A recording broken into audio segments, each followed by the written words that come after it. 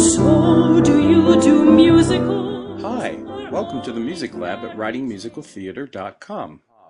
In this lesson, we're going to talk about composing incidental music. Incidental music is music that is not really one of the songs. It appears between songs and usually under dialogue, and it supports the dramatic or comedic idea of the story that's moving along at that time. So, one of the best ways to think about underscoring is to use motives.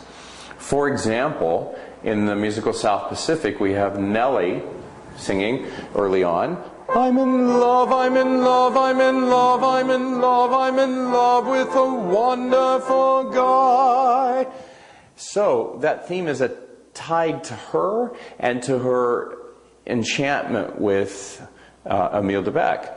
So later on in Act 2, when Emile goes behind enemy lines on the mission with Lieutenant Cable, we have the opportunity, or the composer has the opportunity to use that theme both a little bit at a slower tempo, because the tension of being behind enemy lines is pretty high.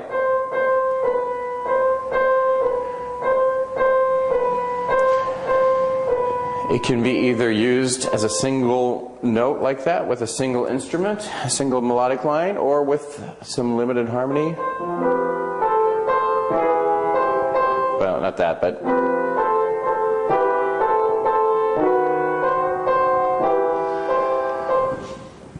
Or it could be used as a fuller orchestration sound. Could be reharmonized.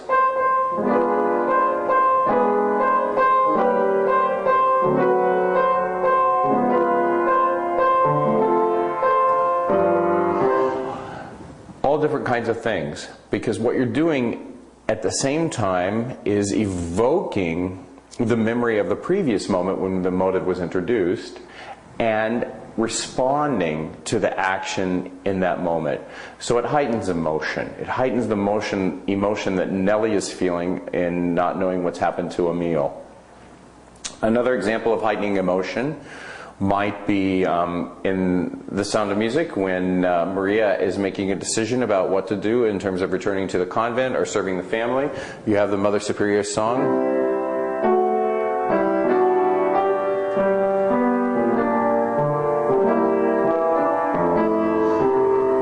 Underscoring, that's Climb Every Mountain, underscoring what it is that she's thinking, which is basically about the decision. It doesn't give you a perspective on the decision, but it's about the fact that she's struggling with the decision. Another example from that show might be when she does return to the house and she encounters the captain, and you might hear of this main theme.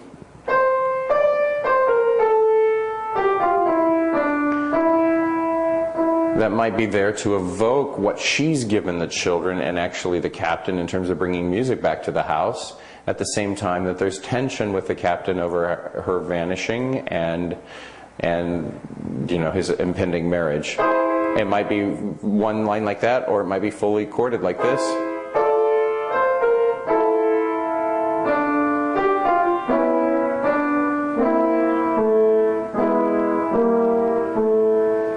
Something like that. Depending on the harmonization, it could be darker or brighter.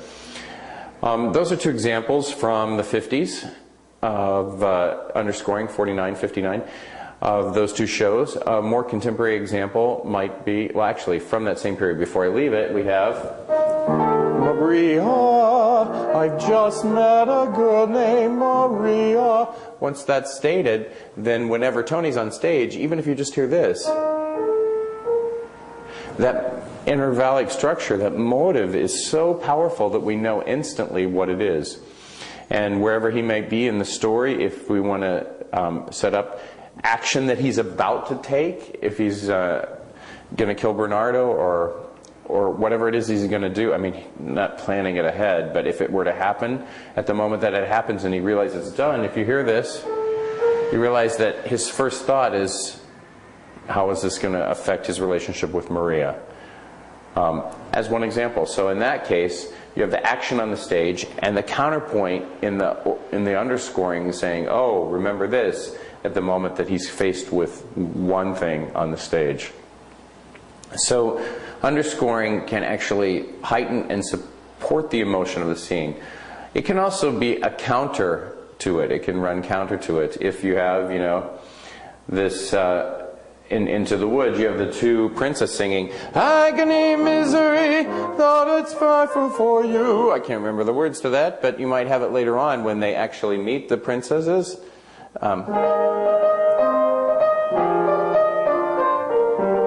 All it takes is a little bit of that, and you have already a suggestion of what's going on. Into the Woods is a great example of underscoring when you have this motive.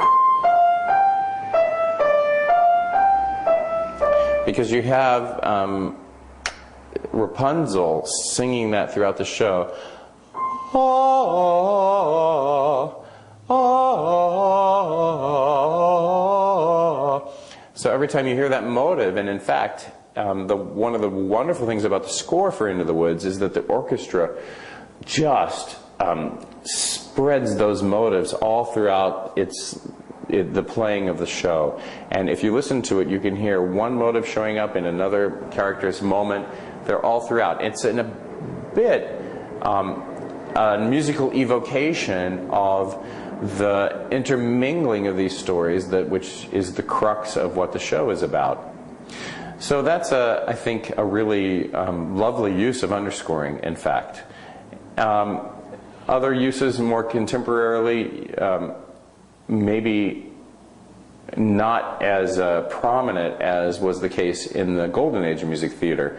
And in fact, in my experience in production, a lot of times a director might cut that out. For example, a production I did of South Pacific, where in the end of the second act there is a tremendous amount of underscoring that the director cut out, because it's evocative of how shows were produced in the late 40s and early 50s, and isn't as relevant to the way that we might view a show today. We don't need that emotional underscoring to heighten the emotion of the scene, that it's already heightened enough by the action of the scene. So there is some debate about that. I think that as a composer is indicative to me that I need to be careful about using underscoring.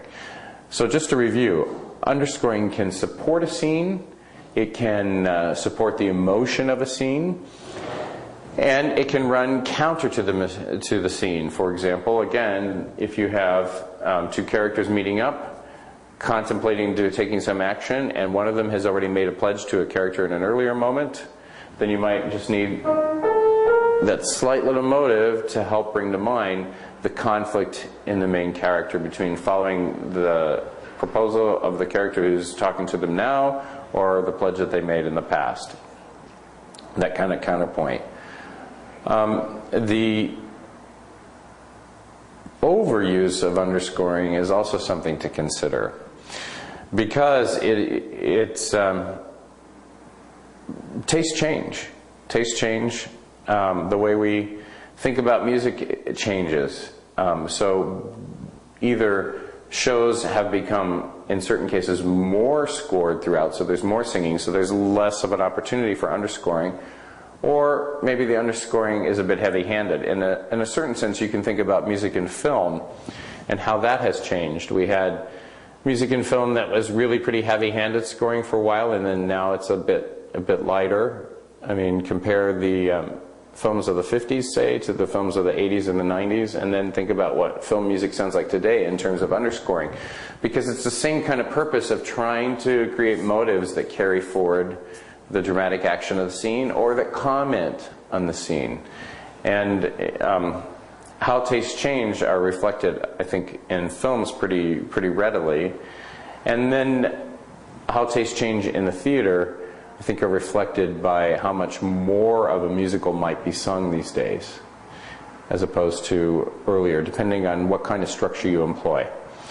Now, when you include music, it can be just underscoring. If you also look in the scores of musicals that are out and published and available, you also see change of scene music. Now, change of scene music is another opportunity for underscoring. Just to be clear, the published score that you might see of a show that has run on Broadway will include change of scene music because it includes all the music that was put together to make the run of the show originally to happen. Now, what that might mean for change of scene music is that the music director and the director maybe collaborated on what themes they wanted to bring to mind at the end of one scene into another as scenery was moving and changing. And so that's where change of scene music might come about. If the composer has a strong opinion, he may have indicated that, or she may have indicated that in the score. Frequently, in the golden age of music theater, the change of scene music comes off of the end of the song that we have just heard. Part of that has to do with that moment. It continues into the dark until we arrive at the next moment at the top of the scene. And part of it has to do with sort of emphasizing songs that might have a life, both being the most popular song in the show or one of the popular songs in the show, as well as maybe receiving radio airplay in that day and age when Top 40 came from the Broadway stage as much as any place else. Nowadays, that's not as much true. First of all, change of scene music isn't necessarily thought of in the same way. A lot of times the technology of theater has changed so that scene changes are very quick, and sometimes the way theater itself has changed, people don't necessarily need to have fully realized scenery to allow a scene to happen. So it might just be a couple lines to say, oh, we're meeting on the street, and then you know they're on the street. It's a little bit analogous to how Shakespeare's plays are written. Usually at the beginning of a scene in a Shakespearean play, within the first few lines, one of the characters will state the location and maybe even the time of where the scene is taking place, so everybody knows. And then they didn't need to build big sets.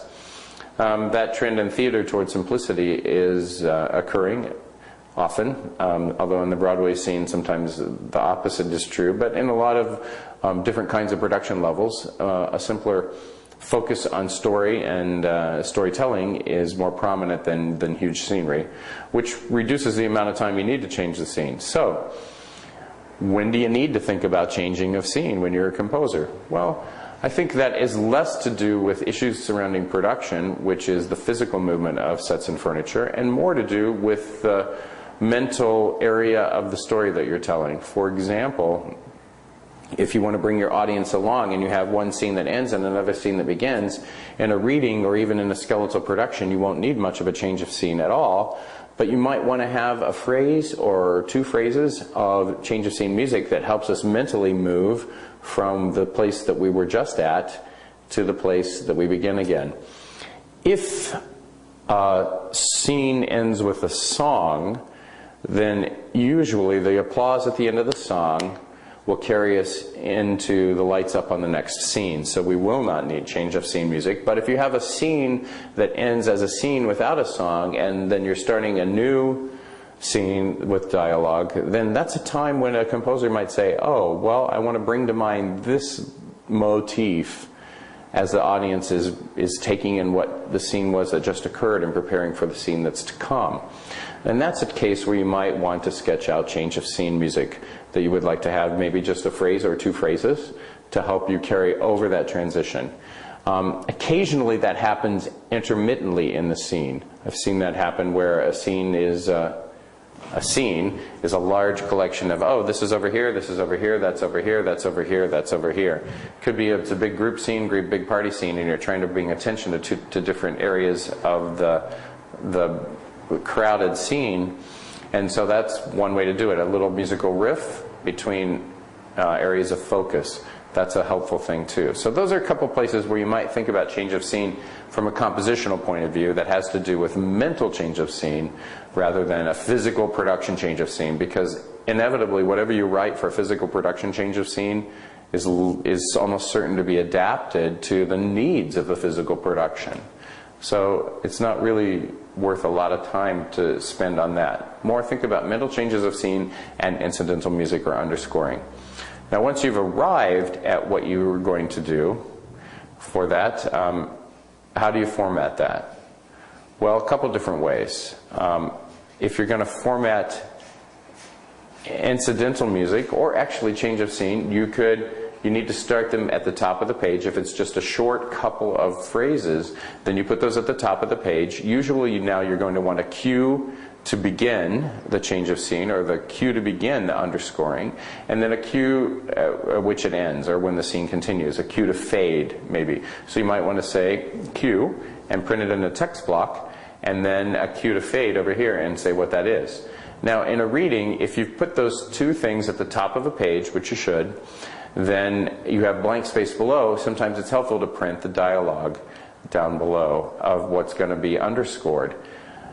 This is in the case of a reading where there's not going to be a lot of rehearsal. Then if there's a reason that an actor drops a line, or maybe the actor drops the cue line, then the music director has some quick reference to see where the underscoring should have ended. Even if an actor doesn't drop a cue line, it's helpful sometimes to see how much dialogue is being underscored. So that's one way to approach it. Same with the change of scene. You might start the change of scene with the cue at the top of the page, and then cue to fade down below, just over where it's cut. And in that case, there wouldn't be any dialogue over it because it's a quick little scene change. So each on its own page. Now what about underscoring that leads you into a song, or dialogue that appears in the middle of a song that's underscored? Same kind of idea. Dialogue that leads you into a song, in general, we're thinking about taking a dialogue scene, heightening it with underscoring, and then heightening it again as they go into singing the song.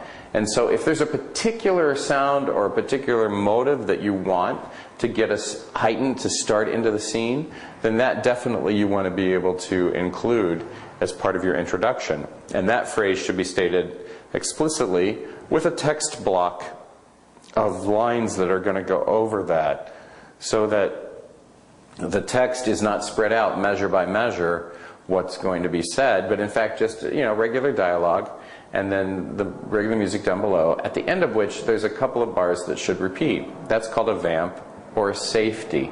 And what that allows the pianist to do, or the music director to do, is to be able to play the phrase that's under the dialogue, and then get to that safety, and if he needs or she needs to repeat it once or twice or 4 times, they can, and maybe they don't need to repeat it at all because it times out perfectly and they can go right into the song.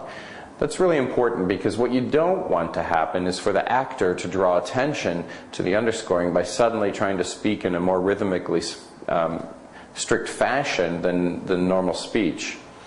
Because really, to heighten the scene, you don't want the actor to become aware of the underscoring, you want the underscoring to support the actor. So that's an important safety to allow everybody to relax and realize if the actor takes an extra second, that there's a repeat at the end that will catch him, and if he's a little shy, then they can go right into the song. So that's an important thing.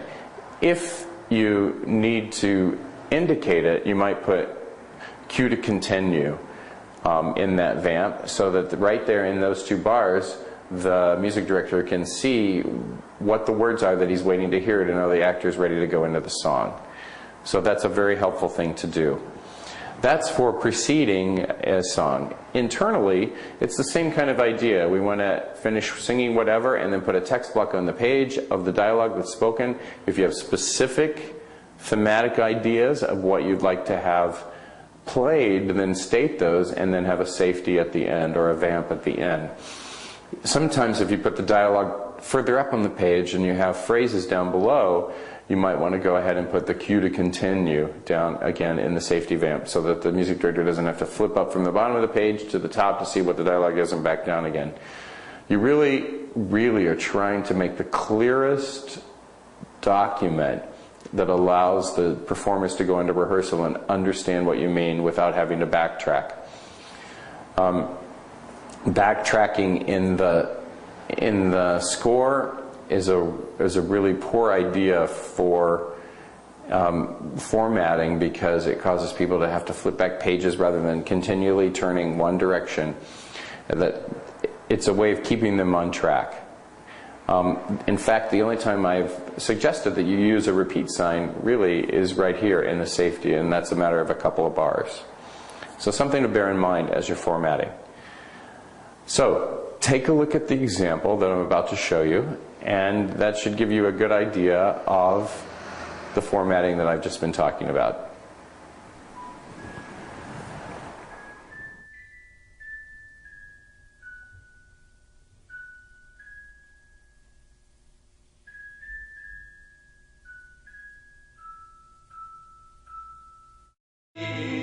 Deal, let them eat beyond your toes. How about off my feet? Look, Papa is here.